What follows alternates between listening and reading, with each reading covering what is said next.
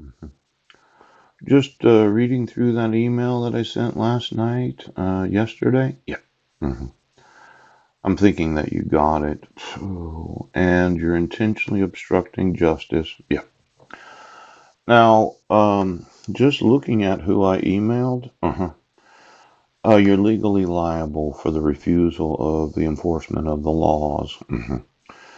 And as much as you say, well, it doesn't matter about Paul's sons, see, you've said it doesn't matter about me, but it does matter about the sons. Now, your thought was you could just torture me day after day after day, making up fake crimes. Yes. Refusing to admit evidence. Yes. Wanting me to go to a mental institution. Yes. Knowing of the forgery of the ex officio Superior Court clerk. Knowing that you violated the state RCWs when issuing a protection order. Yes. Knowing all the crimes that you've involved yourselves in has resulted in the kidnapping of my sons. Yes. Now that's $2,500,000 bail. Yeah. Now, for every additional felony that I add to that, it's quite possible that you won't be able to get out of jail once you're arrested. You can go straight to prison. You can sit in prison and wait for the judgment. Are you done screwing around?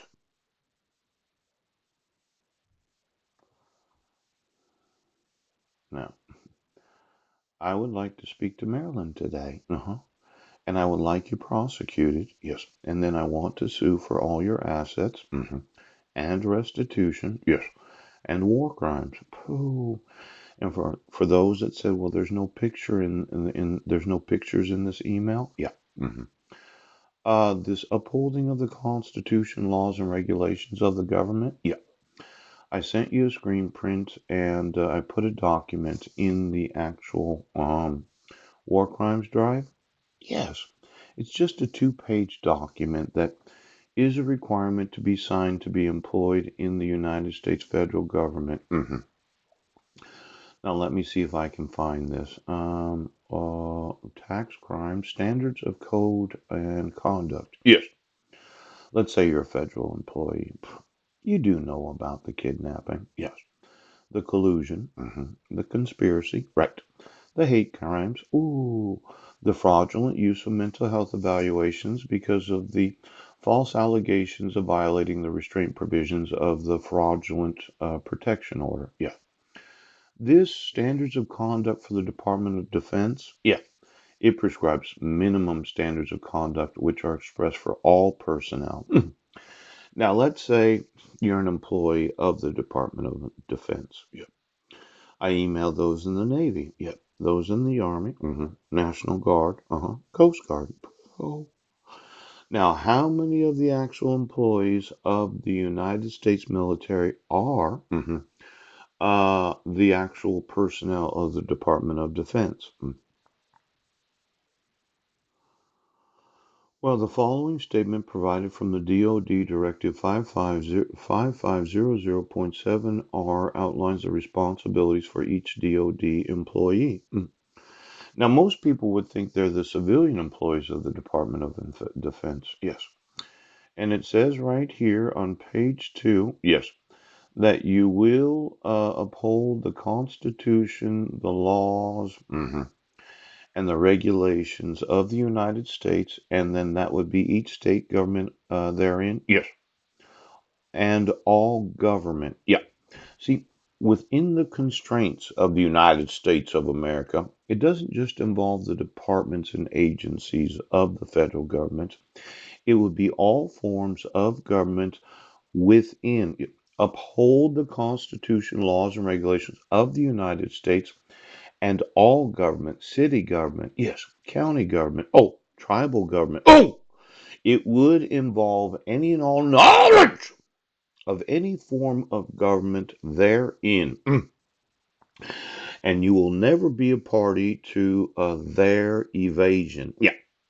Now, let's say the city right now is going to cause the civilian employees of the DOD and quite possibly some of the active duty military employees, yeah, to lose everything they own because they are all a party to your kidnapping of my sons.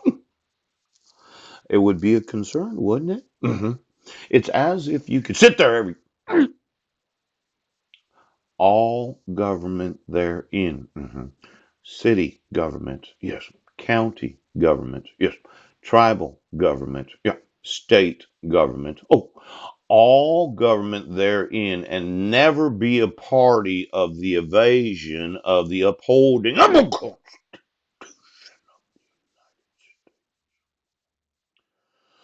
laws, yes, of this government, yes, the city government, oh, the county government, oh, the tribal government, yes, and the state government. Pooh. And then there are what is known as the regulations. See, this number two, there can never be a party to the evasion of it. Now, yesterday I sent you an email that you're going to post bail for $2,500,000, and then if you can't, you're going to go right to prison. Pooch!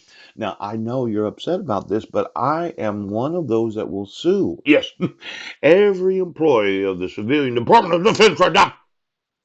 Now, how many American citizens, yes, would be considered the government therein, yes, and all the government therein of the United States of America, and never be a party to the evasion of the enforcement? I'm wanting some lawsuits today. Now, it seems that give a full day's labor for a full day's pay.